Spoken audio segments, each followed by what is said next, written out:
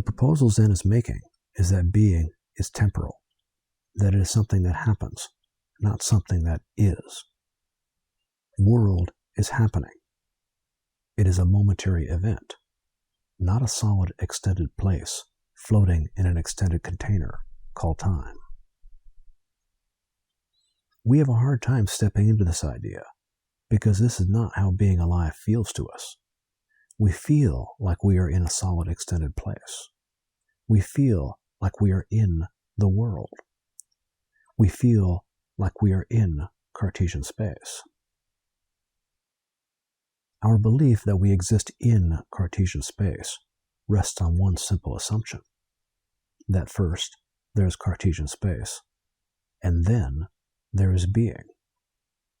Cartesian space is something that is already there, and our being is born into it.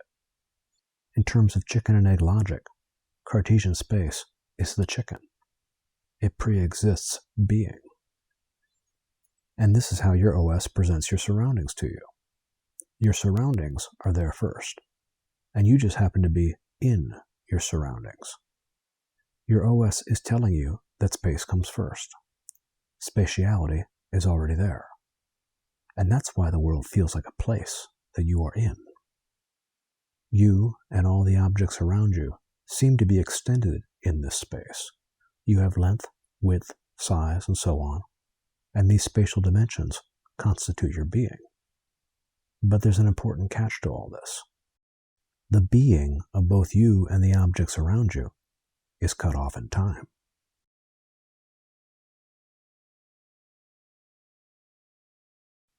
Your OS says that only present arrangements of Cartesian space exist.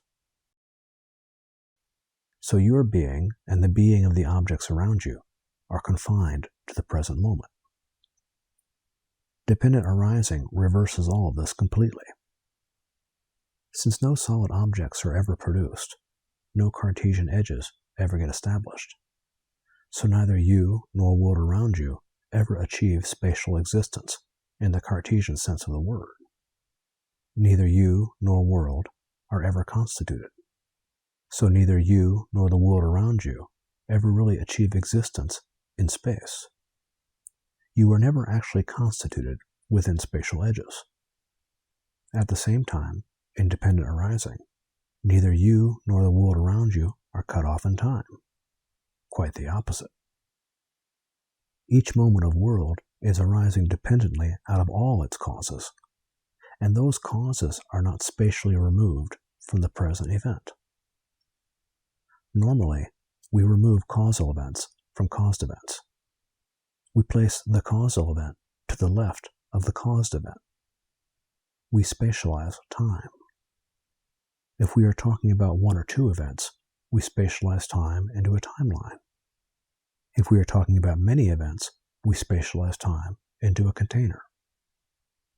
But this separation is part of our mental modeling of time. Time itself has no spatial dimensions. So there is actually no spatial separation between causal and caused events. All the causal events that result in a moment of world around you are not somewhere else in some separate location. They are right there, coming straight at you like a fire hose, generating the phenomenal blast of world that you are encountering. What all this means is that being does not occur in space. It occurs as time. You are never actually constituted in space. This, of course, is the whole point of emptiness. We have enormous difficulty taking this step in Zen because we've lived all of our lives in a spatially extended environment, and we think of ourselves as spatially extended beings. We think being is something that happens in space and is located in the present moment.